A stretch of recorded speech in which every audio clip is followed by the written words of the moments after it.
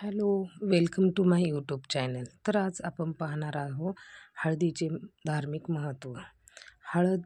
हळदीचे अनेक फायदे आहेत. ती केवळ खाद्यपदार्थांना रंग आणि चव देण्याचे काम करत नाही, तर आरोग्यासाठी अत्यंत गुणकारी आहे. हळदीमध्ये अँटी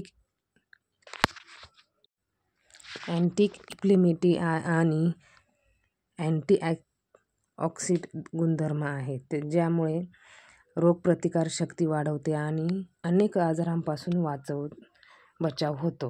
हळदीचे काही प्रमुख फायदे आहेत. तर रोगप्रतिकारशक्ती वाढवणे. हळदीमध्ये अनेक कॅल्शियम नावाचे तत्व रोगप्रतिकारशक्ती वाढवते आणि अनेक आजारांशी लढण्यास मदत करते. जवळजवळ कमी करते. हळदीचे दाहक विरोधक असल्यामुळे शरीरातील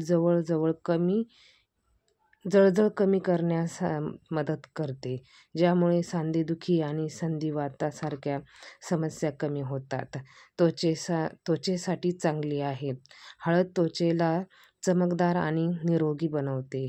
मुरूम आणि डाग कमी करणे तसेच त्वचेचा रंग सुधारण्यासाठी मदत करते. केसांसाठी सुद्धा हळद फायदेकारक आहे. हळदी केसांच्या समस्या तसेच कोंडा कमी करण्यासाठी मदत करते. पचन सुधारणा सुद्धा हळदीमुळे कमी होते. हळद पचनक्रिया सुधारणे, ज्यामुळे बद्धकोष्ठ आणि अपचन यासारख्या समस्या कमी होतात. हळद हृदयासाठी सुद्धा चांगले आहे. तर हळद हृदयाचे आरोग्य सुधारणे, रक्ताभिसरण व्यवस्थित होणे आणि हृदयविकार धोका कमी करते. डोकं शांत ठेवण्यासाठी सुद्धा हळदीचा खूप उपयोग आहे.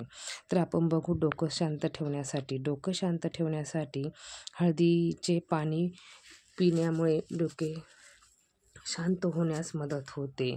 औषध म्हणून वापर करतात हळदीचा. विविध औषधांमध्ये हळदीचा वापर केला जातो, कारण त्यात जंतुनाशक गुणधर्म आहे. त्यामुळे विविध औषधांमध्ये हळदीचा वापर केला जातो.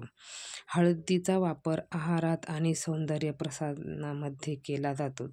तसेच धार्मिक विधी आणि पारंपरिक कर्मकांडांमध्येही हळदीचा वापर केला जातो. हळदीचा वापर करताना काही गोष्टी लक्षात ठेवाव्या लागतात. तर जास्त प्रमाणात सेवन करणे टाळायचे. हळदीचे जास्त सेवन केल्याने पोटाचे त्रास होऊ शकतात. गरोदर महिला आणि स्तनपान करणाऱ्या महिलांनी डॉक्टरांचा सल्ला घ्यावा. हळदीचे सेवन करताना गरोदर महिला आणि स्तनपान करणाऱ्या महिलांनी आवश्यक त्याच प्रमाणामध्ये हळदीचे सेवन करावे. लोहपूरक आहार घेत असल्यास हळद टाळा, कारण की हळद लोहाचे शोषण कमी करते. त्यामुळे लोहपूरक आहार घेत असल्यास हळदी घेणे टाळावेत. प्लस दुधामध्ये हळद घेऊ नये. दुधामध्ये पण हळद घेतल्यावर काही त्रास होतात, ते आपण या पुढील व्हिडिओमध्ये सांगणार आहेत.